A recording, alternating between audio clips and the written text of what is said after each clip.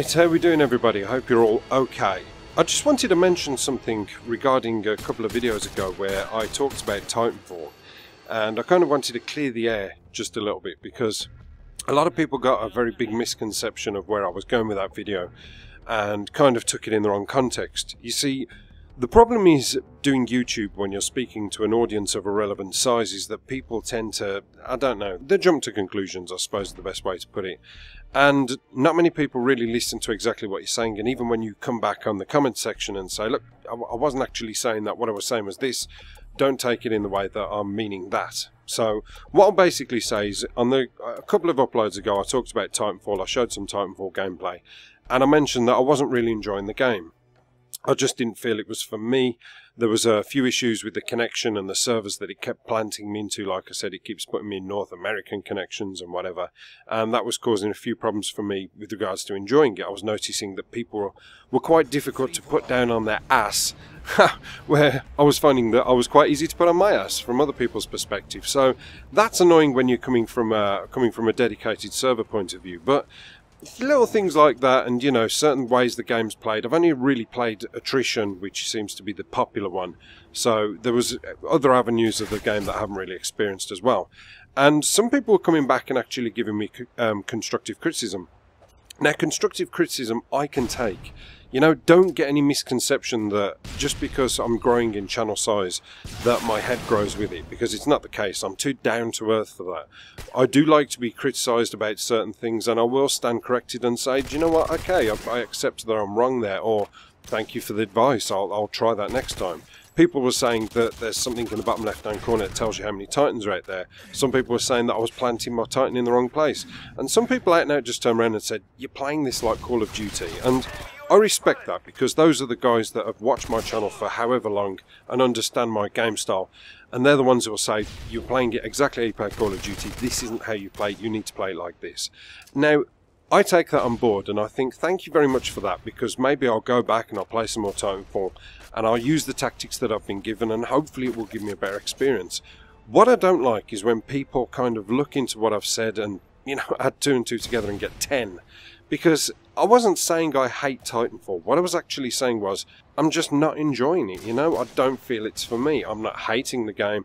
I'm not really saying it's terrible. But then again, I can be swayed. And, you know, I always try to be positive. I'm not one of these major negative channels. I try to speak as honestly as I possibly can to kind of relate to as many people as I possibly can.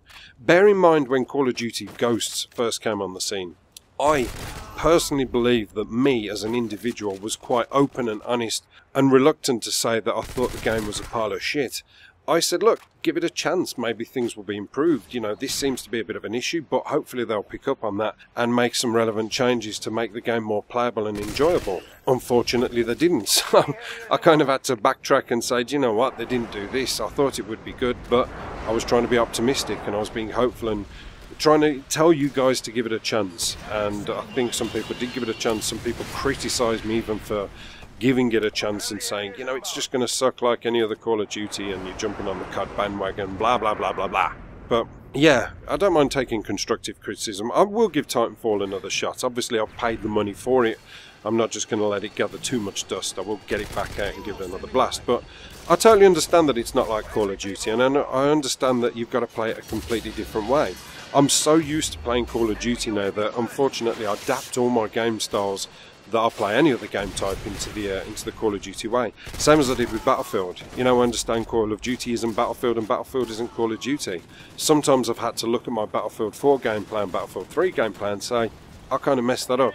You know, I darted out into situations that I thought I could deal with and realised I was up against a better adversary, and I needed to relook at it and rethink my strategies, and thankfully it paid off. And that was mainly down to the feedback I got from people. So, you know, don't hate video. I don't mind getting dislikes on videos, because haters are going to hate and there's nothing really you can do about that. But it's when people that you recognise in the comment section, because I do tend to recognise a lot of people that leave me comments.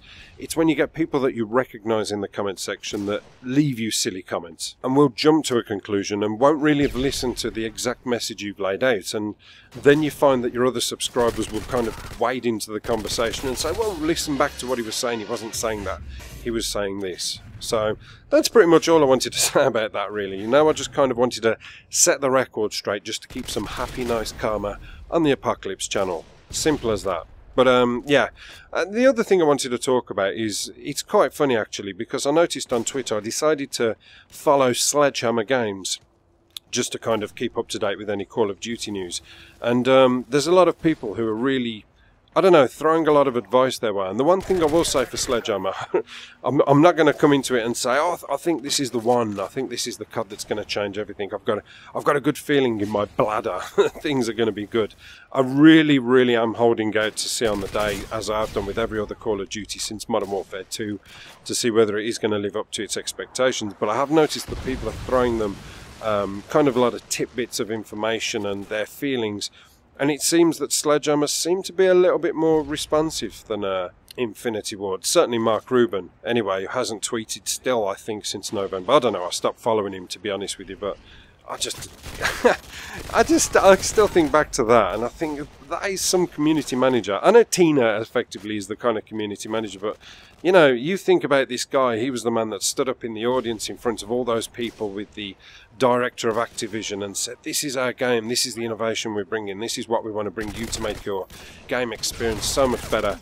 And then he goes on Twitter and practically, I think it was on the day of release, he never fucking tweeted again. Talk about burying your head in the sand. So yeah, it seems as if people are getting excited about the next Call of Duty. I've got to be honest, you know, I'm a Call of Duty fan. As much as that game's burnt my fingers in the past, I still keep on putting them in the fire. So we can only hold out, and hopefully one day they will bring us a decent first-person shooter again and lift this thing out the grave. So I'm going to keep up to date with that and hopefully find out some new information, and when I do, you'll be the first to know about it. But anyway, hope you enjoyed the gameplay, guys. And don't forget, just because I like my steaks bloody and rare, it doesn't mean everybody else will. Horses for courses, I think they call it. Apocalypse done.